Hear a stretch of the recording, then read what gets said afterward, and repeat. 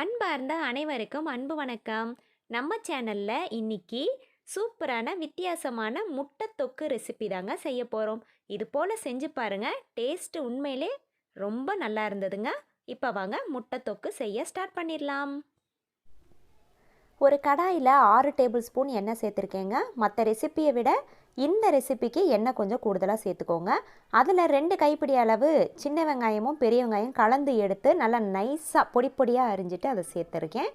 இது இந்த அளவுக்கு கண்ணாடி பதம் வதங்கியதும் இதில் ஒரு சின்ன துண்டு இஞ்சி, ஒரு 5-6 பல் பூண்டு சேர்த்து தட்டிட்டு அதுவும் சேர்த்துருக்கேங்க. இந்த பூண்டோட பச்சை வாசனையெல்லாம் போனதுக்கப்புறம் அது கூடவே 1 ஸ்பூன் அளவுக்கு தனி மிளகாய் தூள் சேர்த்துருக்கேங்க. அடுத்து 1/4 டீஸ்பூன் அளவுக்கு கரம் மசாலா, 1/4 டீஸ்பூன் அளவுக்கு மஞ்சள் தூள் சேர்த்துட்டு இதை நல்லா வதக்கி விட்டுடலாம். மிளகாய்த்தூள் உங்கள் காரத்துக்கு தகுந்த மாதிரி சேர்த்துக்கோங்க. இந்த ரெசிபியை பொறுத்த வரைக்கும் நல்லா காரசாரமாக இருக்கணும். இதில் தக்காளியும் ரொம்ப முக்கியங்க. தக்காளியும் நம்ம ஜாஸ்தி தான் சேர்த்துக்கணும். நான் இன்றைக்கி 7 நல்ல பழுத்த தக்காளி பழமாக எடுத்து கட் பண்ணிவிட்டு இதில் சேர்த்துருக்கேன். தக்காளி கூடவே இந்த ரெசிபிக்கு தேவையான உப்பையும் சேர்த்து வதக்கிட்டோன்னா இதில் நம்ம சீக்கிரமாக நமக்கு தக்காளி நல்லாவே வதங்கிருங்க. இப்போ உப்பையும் சேர்த்துட்டு நல்லா இந்த அளவுக்கு நல்லா இதை வதக்கிடணும். நல்லா இந்த மாதிரி மசிஞ்சு வந்துடணும்.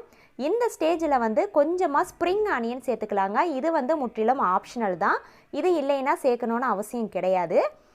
ஆனால் இது கூடவே கொஞ்சமாக புதினா இலை சேர்த்துக்கலாம். அந்த புதினா இலை கண்டிப்பாக சேர்த்துக்கோங்க. இதை சேர்த்து சாப்பிடும்போது நமக்கு ஒரு பிரியாணி சாப்பிட்ற ஒரு ஃபீல் நமக்கு கிடைக்கும். அதனால் அந்த புதினா இலை சேர்த்துருக்கேன். இது எல்லாமே அந்த வதக்கி விட்டுட்டு இது கூட ஒரு 3/4 டம்ளர் அளவுக்கு நான் தண்ணீர் சேர்த்து இதை நான் கொதிக்க விட போகிறேங்க. அப்போ தான் முட்டையில் நல்லா சாரும். இது கொதிச்சிட்டு இருக்கிற சமயத்தில் நான் இன்றைக்கி 3 முட்டை எடுத்து அவிச்சிட்டு தோலெல்லாம் உரித்து எடுத்துட்டு இந்த முட்டையை 2ஆக கட் பண்ணிவிட்டு அதில் இருக்கக்கூடிய அந்த மஞ்சள் கருவை தனியாக எடுத்து வச்சுருங்க. எல்லா முட்டையிலையுமே மஞ்சள் கருவை தனியாக எடுத்து வச்சுட்டு இது போல் முட்டையை பீஸ் போட்டு எடுத்துக்கலாம்.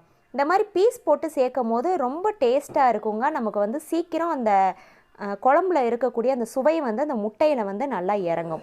இப்போது தண்ணி கொதித்து ஓரளவுக்கு லைட்டாக வத்தி இருக்கும் இல்லையா, அந்த ஸ்டேஜில் நம்ம எடுத்து வச்சுருக்கக்கூடிய இந்த வெள்ளை முட்டையை மட்டும் தனியாக எடுத்து சேர்த்துக்கோங்க. சேர்த்து விட்டுட்டு இந்த மஞ்சள் கரு முட்டை அப்படியே இருக்கட்டும். இதை எல்லாமே நல்லா கலந்து விட்டுட்டு உப்பையும் இந்த ஸ்டேஜ்லேயே செக் பண்ணிக்கோங்க. இது நல்லா கொதித்து இந்த அளவுக்கு நல்லாவே வத்தி வந்துடணுங்க. இந்த ரெசிப்பியை பொறுத்த வரைக்கும் தண்ணி மாதிரி இருக்கக்கூடாது. இந்த அளவுக்கு நல்லா வத்தி வந்திருக்கணும். இந்த அளவுக்கு வந்ததுக்கப்புறம் நம்ம தனியாக எடுத்து வச்சோம் இல்லையா அந்த மஞ்சக்கரு, அதுக்கப்புறம் இதை சேர்த்து விட்டுட்டு அடுப்பையே ஆஃப் பண்ணிடுங்க கையோட. மஞ்சக்கருவில் நமக்கு சீக்கிரமாக அந்த மசாலா நமக்கு சாந்துருங்க. அதே நேரத்தில் நம்ம ரொம்ப நேரம் அதை அடுப்பில் வைக்கக்கூடாது. மஞ்சக்கரு சீக்கிரமாக நமக்கு குழைய ஆரம்பிச்சிடும். இப்போது சூப்பரான முட்டை தொக்கு ரெடி ஆயிடுச்சுங்க. இது போல் நீங்களும் செஞ்சு பாருங்கள். எப்படி இருந்ததுன்னு கமெண்ட்ஸில் என் கூட ஷேர் பண்ணிக்கோங்க. இந்த டிஷ் ஒயிட் ரைஸ்க்கு ரொம்பவே சூப்பராக இருக்குங்க. நன்றி.